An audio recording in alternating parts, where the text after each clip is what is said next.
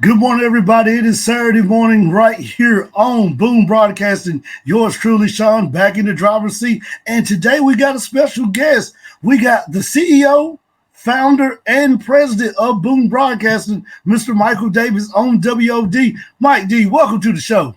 What's up, man? It feels good to finally be on this side of things. You know, I've had you on all of my shows pretty much, and so now it's like, okay, we'll switch seats, so to speak. And dude, I'm excited. You've had a really good start on Boom Broadcasting, not only Wrestling of Destiny, but your It Stink show.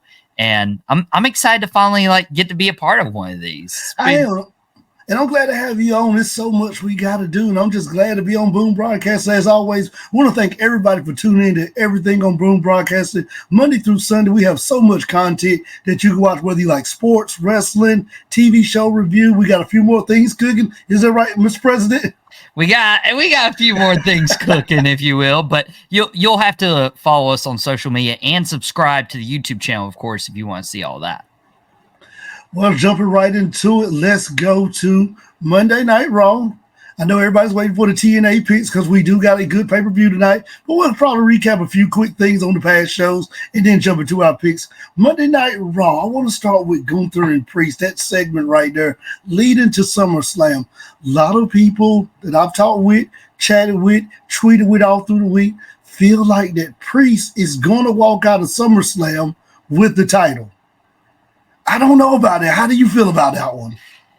Man, I was full blown on Gunther until this past week on Raw. Like, that promo did such a good job of switching me, making me believe Damian Priest is the winner, because Gunther's only lost twice on the main roster, and the other time was WrestleMania 40, Sami Zayn, but he was underestimating Sami Zayn.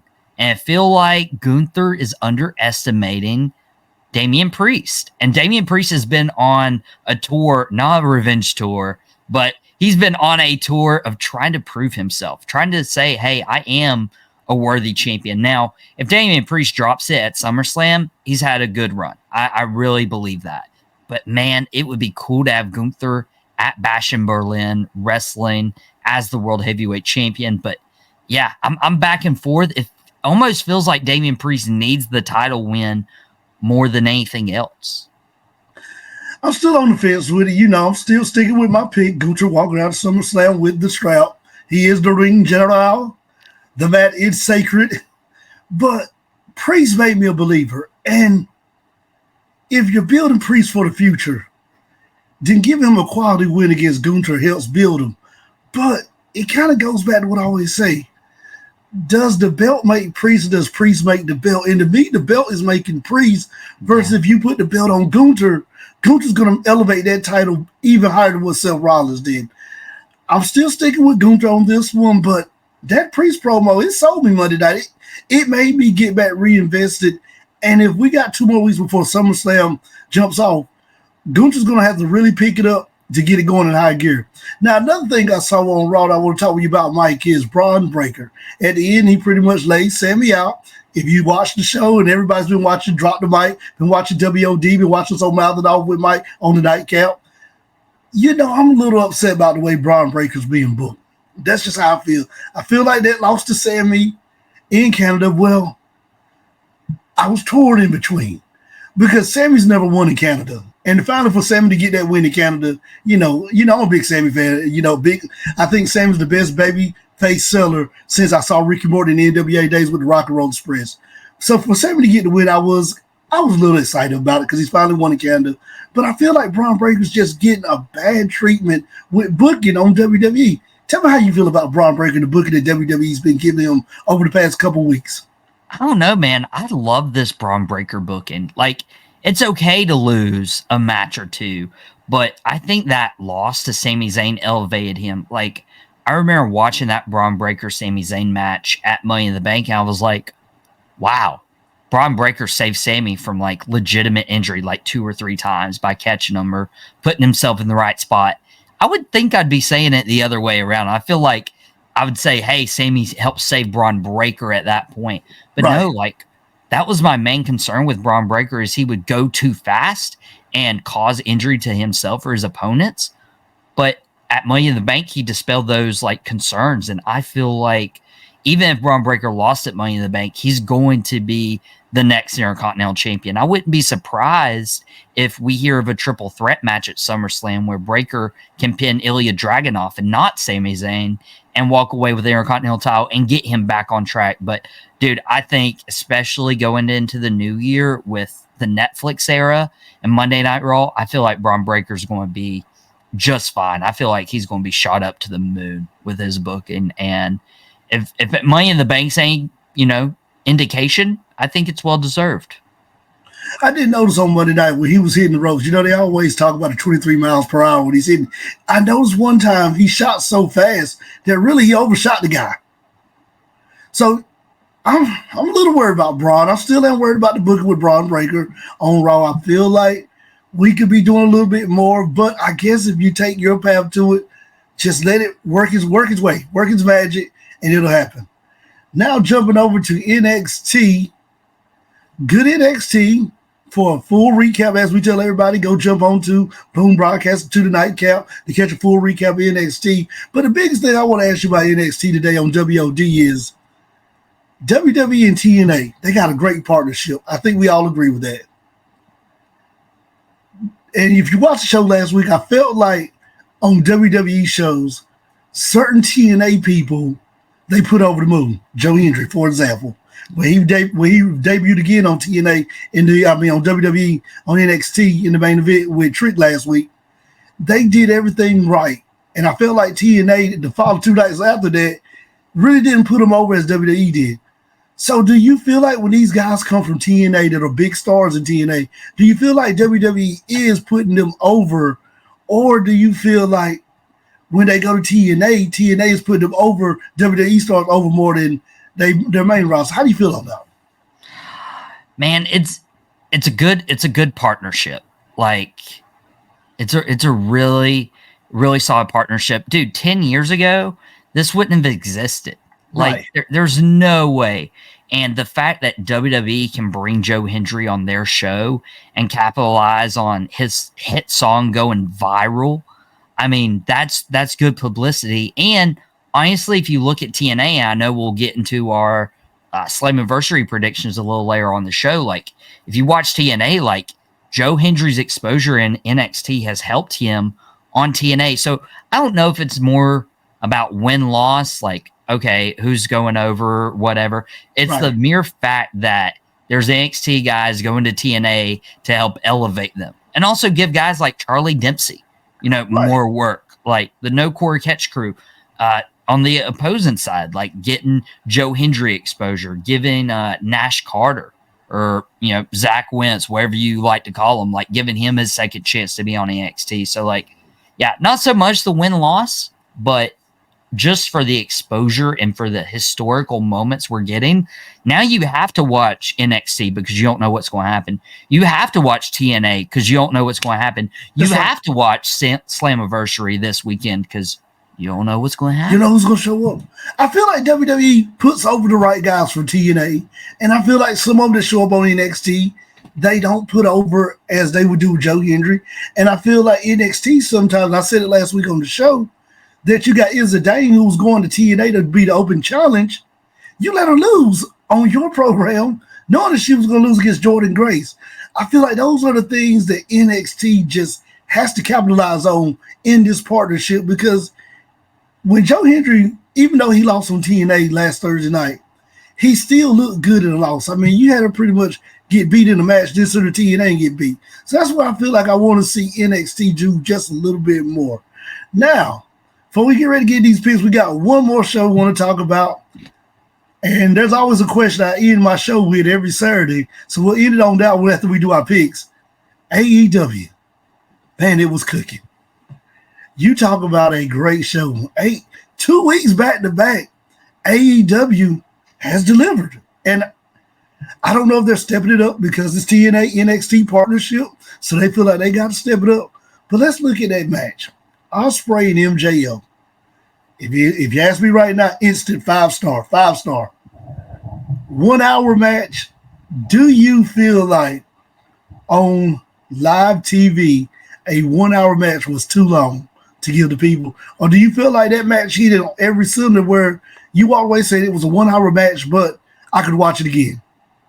No, I feel like if you were going to have an hour-long match between any two people on your roster, you put MJF and Will Ospreay up against each other because Will Ospreay's still newer, but he's one of the best talents in the world. He's displayed that ever since his official debut back in March at Revolution. I was there for that event. What phenomenal time.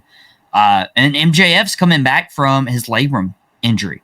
Like he had to come back and show like, hey, I can go. Like, yeah, I can talk on the mic, but yeah, I can do a 60-minute Broadway type of spectacle. And they delivered. My biggest gripe was giving this away on free TV. Right. Giving this first time matchup away on a regular Dynamite that people will be like, look back in like 5 years and be like, oh yeah, that happened. But it won't be one of these pay-per-view staples of like the first time MJF and Ospreay locked up. I will say, I don't think the crowd helped it at all. And No.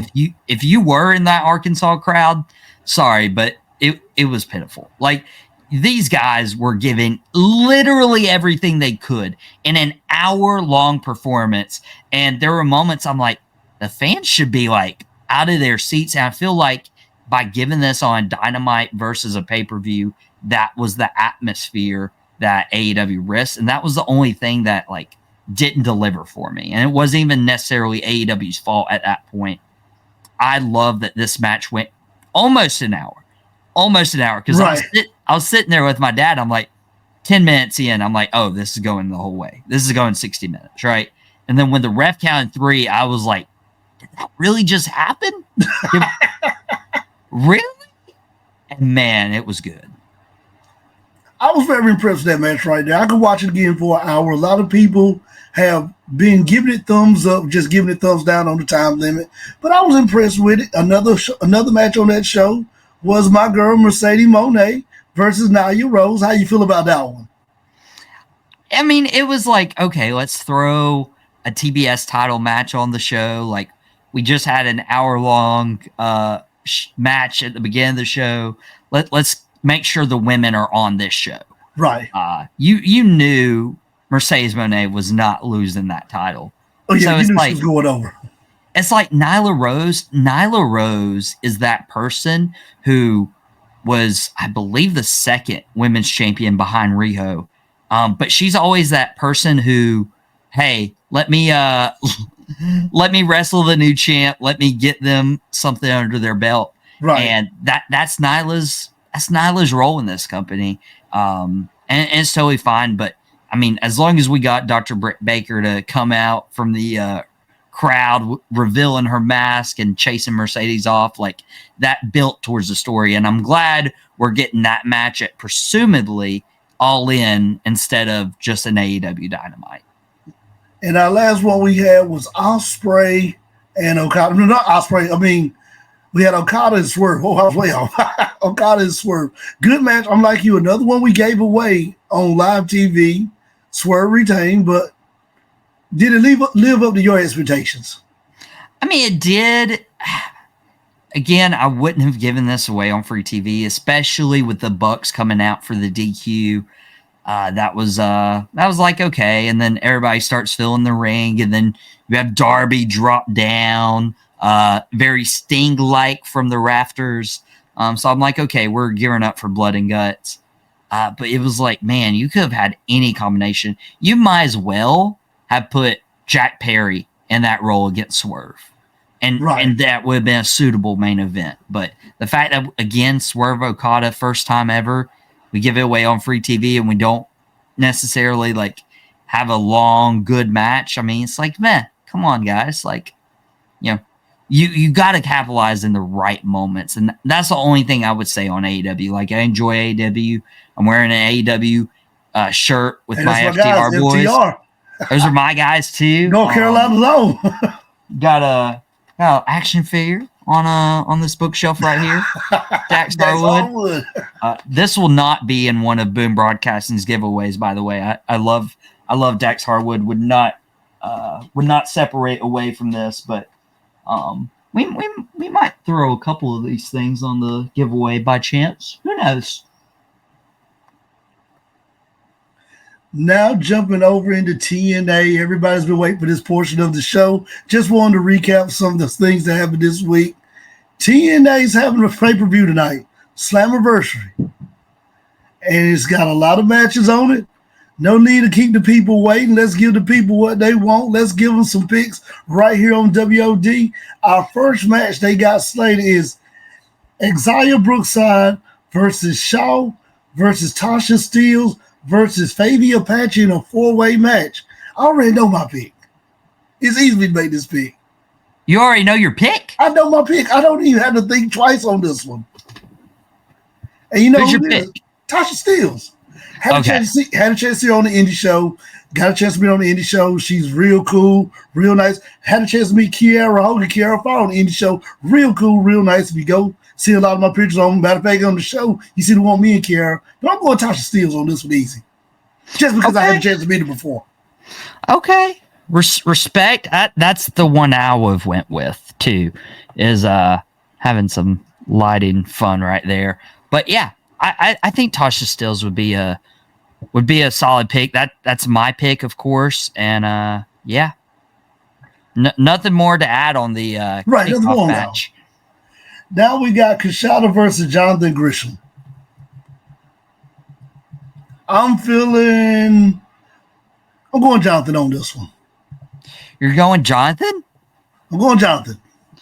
Dude, he's going Jonathan, and the light is bright here in the studio, and this is how it is. But yeah, I love Jonathan Gresham. I love Jonathan Gresham. I've gotten to meet him personally at one of the takeaways or one of the fan conventions.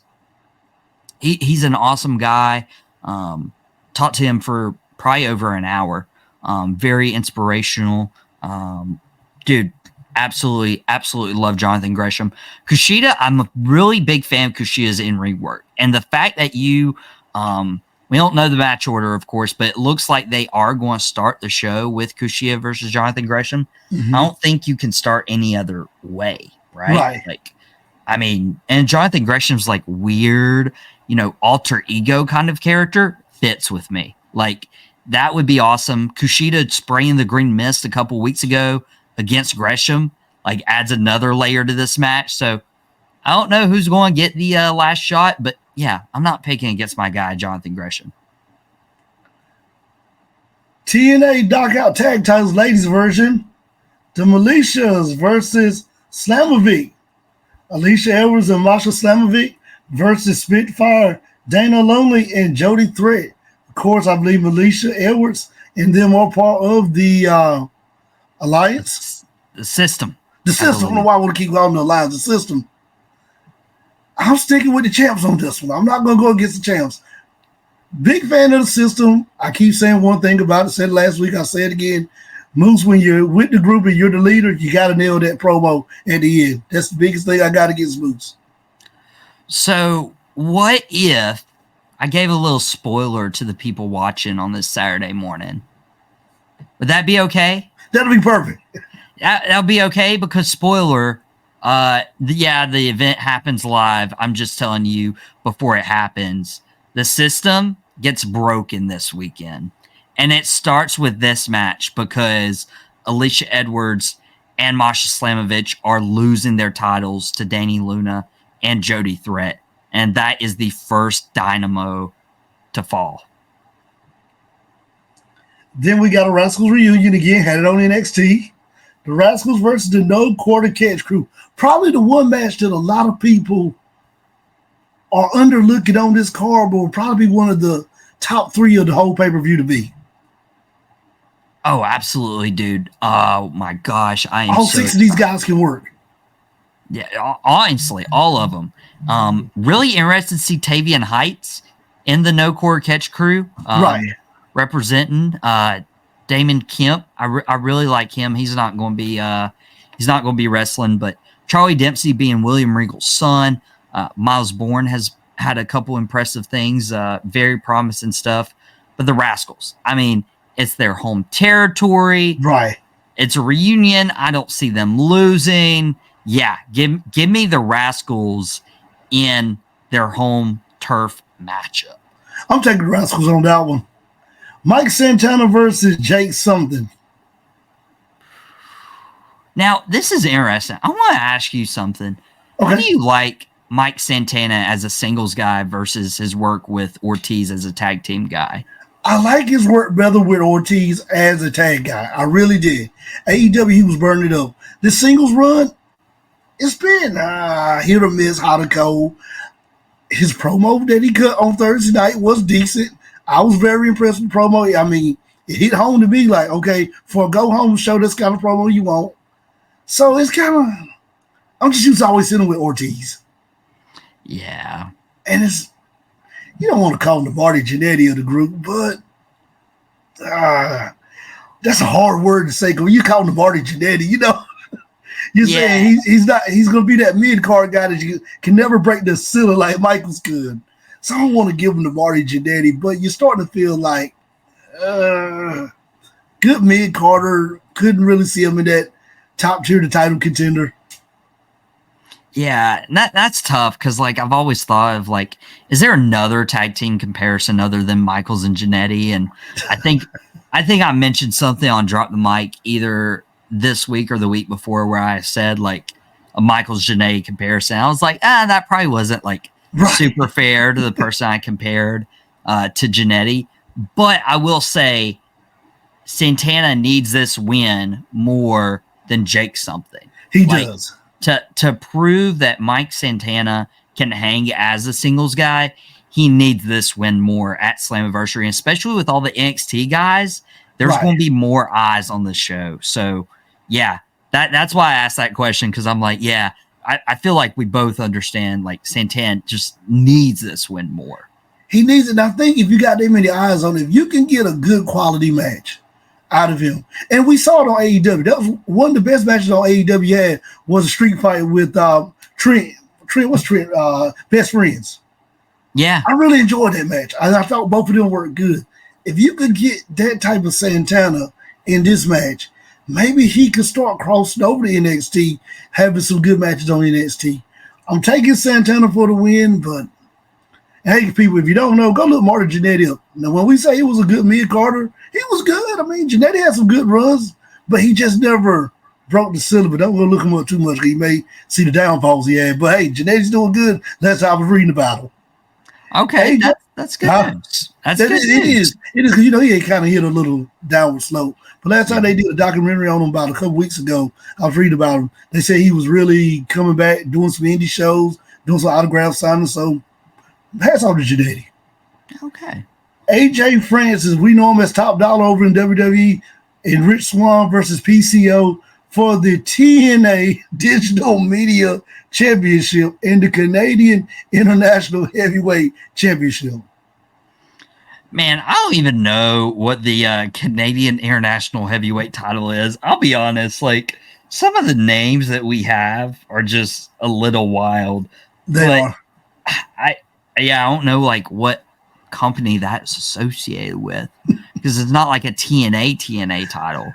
No, I think it's something either he just made up or just put on himself because TNA does not recognize whenever he's out. They always say they recognize the Digital Media Championship. Wow. Yeah, I would you know what, for this, I would say give me AJ Francis. Like I'm not a big PCO guy to begin with. Right. AJ Francis obviously trying to shed his reputation, even though there wasn't like really a reputation. Right.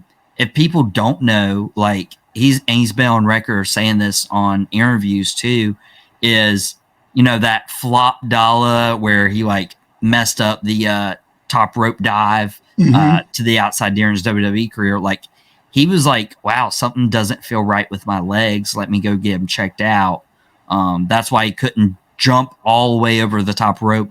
And he went and got diagnosed with diabetes and noticed his blood sugar was super high. And he credits that moment actually where everybody like made him out to be a meme. He credits that moment of saving his life.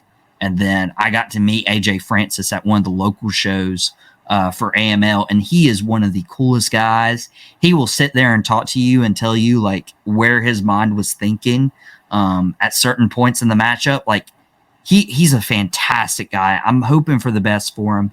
And it starts at Slammiversary where he beats PCO. He takes home both gold. Not a big PCO guy. They build him up good for this match. But AJ France, you got to keep the title on him. I will say this. Is it time for Rich Swann to break away and get back competitive and not be a sidekick? A lot of people don't take Rich Swann as seriously as he did when he first came back to TNA. But, I mean, I feel like with Cedric Alexander and some of these guys in NXT, Swann could go over there and cross over and have some good matches with him. Yeah, it would be interesting. The fact that we've seen Zach Wentz in NXT makes me think, okay, can we see Rich Swann in NXT again? So that's where I'm like kind of, okay, would this happen? Would it not? But I am totally good with, I think it'd be really great for AJ Francis to turn on Rich Swann some point later this summer or early in the fall and have a feud between those two. I feel like that would be fantastic. The System, Brian Myers and Eddie Edwards versus ABC. Ace Austin is Chris Bay for the TNA Tag Championship. This is part 2 of that spoiler you got here. The System goes down. It's malfunctioning. It's out of service. Ace Austin and Chris Bay, if you've never watched them, I think they are one of the more underrated tag teams in the world because every match they have is absolutely incredible. Both of them could stand on their own 2 feet and wrestle a really entertaining singles match. But the fact that they're together and they're doing it together, I'm a huge fan. I hope it's, not too far in the future where they're actually competing in WWE, not in a crossover. But I want Ace Austin and Chris Bay to be full-blown WWE talents. I feel like they deserve it. The sky's the limit. They're super young. They're super talented. And I would love to see them become champions once again by beating the System. I said the System would win the women's match. They're going to lose this match. I'm taking the ABC, Ace and Austin and Chris Bay for this match right here. This is where, like you said, this is where the System starts to crack. And you start to see a little terrorist in that faction. Broken Matt Hardy versus JDC, Brother Michael. I knew you would come. Broken Matt, you can't, man. Still a big fan of Broken Matt. Felt like when he got to WWE, he was woken Matt. They booked him right, but they just didn't give him that creative control like he had in TNA. Back in TNA, when he came back to TNA after leaving AEW, I said, it just felt right. It feels like even though he's a WWE guy, that Matt Hardy reinvented himself, caught the world on fire, put eyes on TNA during that whole Brother Nero Broken Matt Hardy situation where they went on an expedition for gold winning all the tag belts. Just feels right. Can't pick against. I got Broken Matt. Yeah, it's interesting. You say Matt's a WWE guy, and I can't agree on that front, but man, you can't tell the story of TNA without talking about Matt Hardy. Right. Like, the fact that he and his brother, carried that company, and Grant, his brother Jeff, had a few, questionable matches and moments. I'm talking about Victory Road. Sting match. Talking about Victory Road with Sting. So there weren't always, high moments. Well, my bad. Highlights. But I mean, hey, I'm still reeling from the nightcap, and it's 10 a.m. on or Saturday morning. That's just one of those moments, if you will. That's right. Not having one of those myself, but man, you can't tell the TNA story without Matt Hardy. And in addition to that, man, how many name changes does Johnny Curtis, Fandango, Dirty Dango have to go through? He's trying to call himself JDC. I just interviewed JAC on Drop the Mic a few weeks ago. Now JAC should probably file a lawsuit against JDC. So as much as I'm not the biggest Hardy fan, and as much as I've liked Dirty Dango's, moments in his career, yeah, I'm not going to pull for a guy who's ripping off JAC. Give me Matt Hardy. Give me Matt Hardy. Matt Hardy is a Hall of Famer for TNA. Do you think, throw a wild card question, will he go into TNA Hall of Fame first or WWE Hall of Fame first? Who? Matt? Matt Hardy. Is Matt not in WWE's Hall of Fame? I don't think he's been inducted yet. Hold up. This is weird. Let me, if that's the case, that's so shocking to me. I'm looking at this. I'm looking at this. Wow. Dude, he's not in the Hall of Fame. Yeah. Wow. Who inducts him first, TNA or WWE?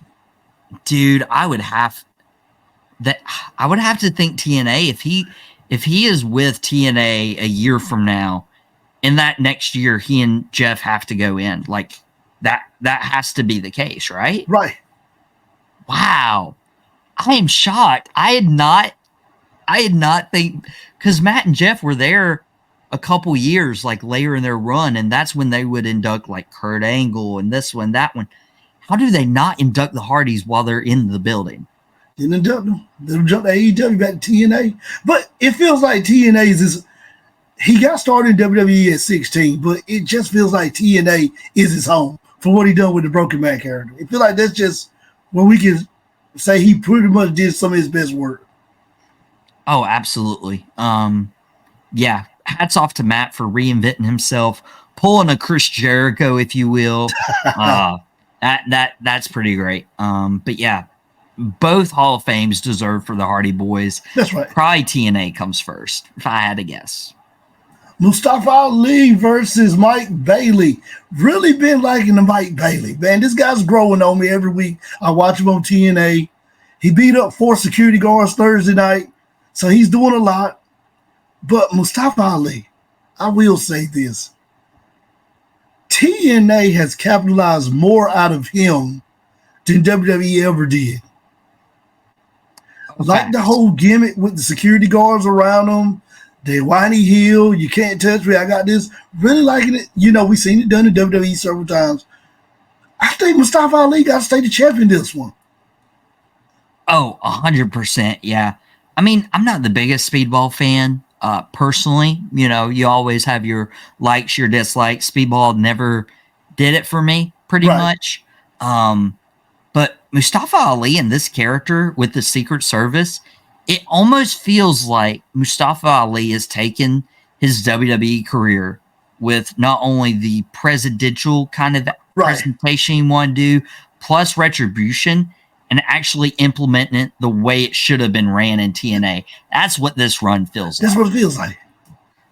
So I would totally feel Mustafa Ali winning this match, retaining the X Division title. And I know Speedball Mike Bailey, he's progressing. Like, he may not be like my personal cup of tea, but he's going to be taking a lot more bookings. He's going to be moving up card in places he's been. I wouldn't be surprised if AEW tried to snag him, or WWE, and there's like a fight for the services of Speedball. Getting down to our final 2 matches, the Women's TNA Knockout Championship, Jordynne Grace versus Ash by Elegance. Good storytelling booking this match. Won't beat a dead horse. Still mad Jordynne Grace came over to NXT and lost. Should have not won the title against Pop Rocks, Roxanne Perez, who I'm a big fan of, but should have got a DQ. Anytime you bring a champ over to your promotion from another promotion, you got to protect the champ because you don't want them to look watered down when they go back on their promotion. Good match right here, but easy pick. Jordynne Grace keeps on. Yeah, there's 2 people I won't pick against in TNA. One of them is Jonathan Gresham. The other is Jordynne Grace. There ain't a world, and hopefully she proves me wrong. Hopefully she proves me wrong at Slammiversary. There's no world that Ash by Elegance, or formerly known as Dana Brooke, hangs with Jordynne Grace. No. I'm sorry that they're on 2 completely different talent levels. It would amaze me if Ash by Elegance showed that she could go in the ring, but from her work all the way up until this point, I'm going to be like, no, like Jordynne Grace is more advanced at this point. Unless Jordynne Grace is about to sign a deal with another company, she keeps this championship. I think that'll be the only reason she drops if she's about to sign. WWE's in hot pursuit of her. Now to the main event. Moose versus Josh Alexander versus Steve Macklin versus Nick Nemeth, formerly known as Dolph Ziggler to everybody, versus Frankie Kazarian. SoCal versus Joe Hendry for the TNA World Championship. We know the system will be broken in this one, right? That's what I'm leaning towards. The system's broken, so that takes away one of my 6 competitors. Takes away one of mine. When we're competing, dude, I can't see Frankie Kazarian win. He seems like the veteran in this matchup, right? Takes away one of mine. That's 2. And big shout out to Frankie, man. Talking with this guy on Twitter plenty of times. Great guy. Yeah, I mean, he does a lot, especially now he's in TNA. I feel like he does more for TNA versus what he could provide in AEW.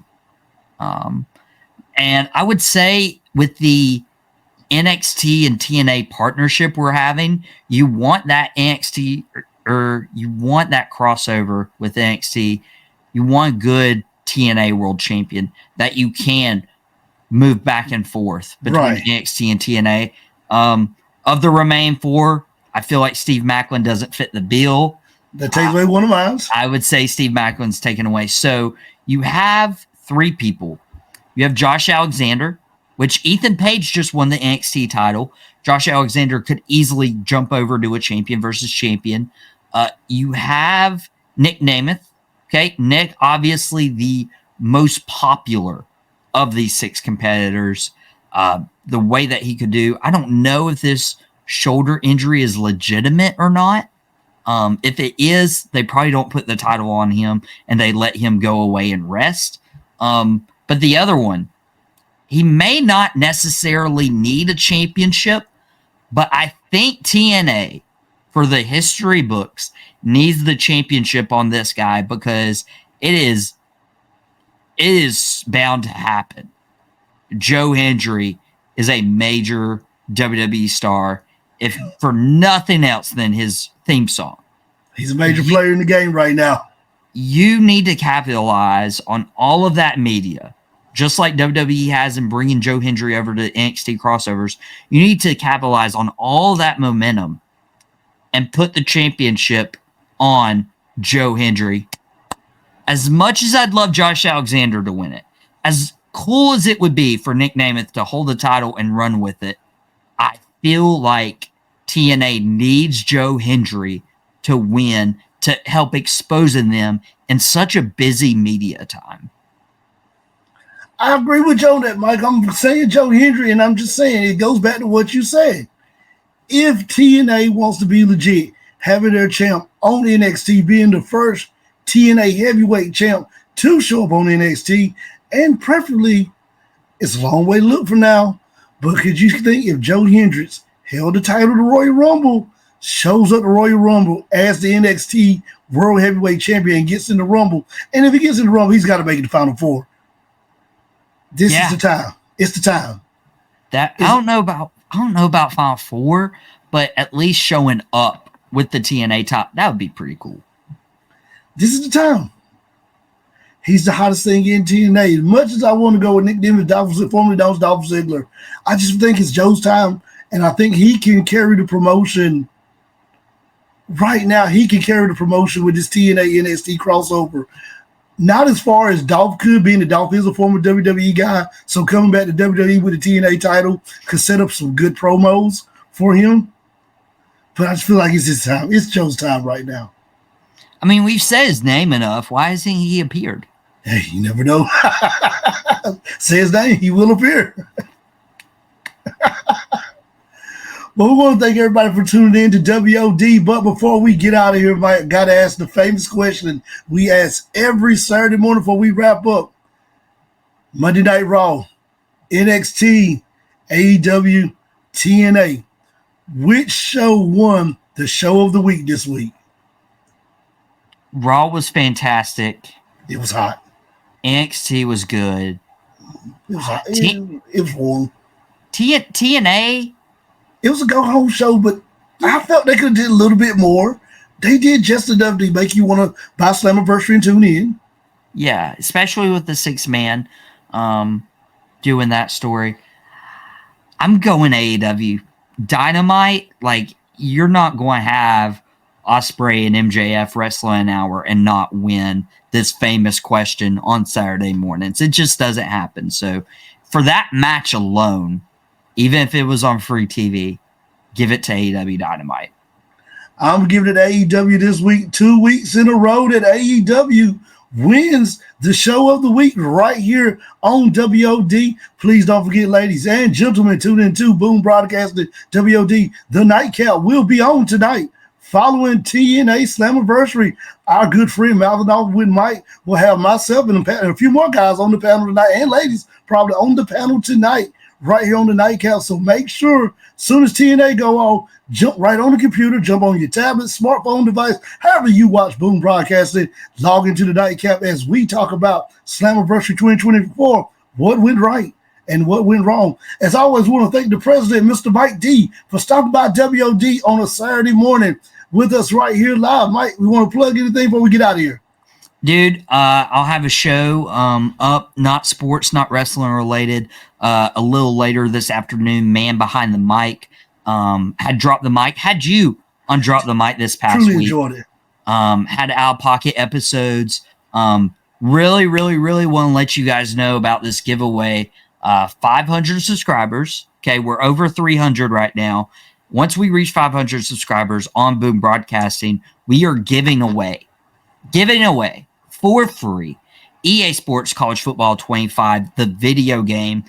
It did get released this week. People have been playing it. People have been loving it, which makes me even more confident and more happy we are doing this giveaway.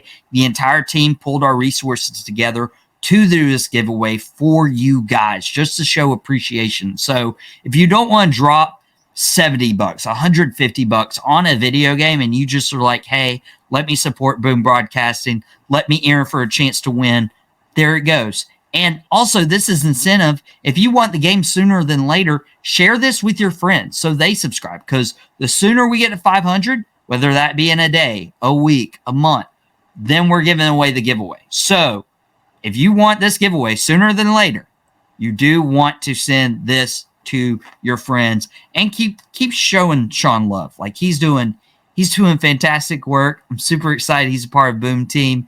Yeah, excited for more things to come from you, my friend.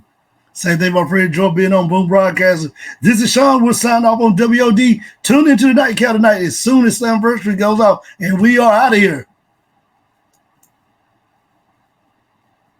Support indie wrestling.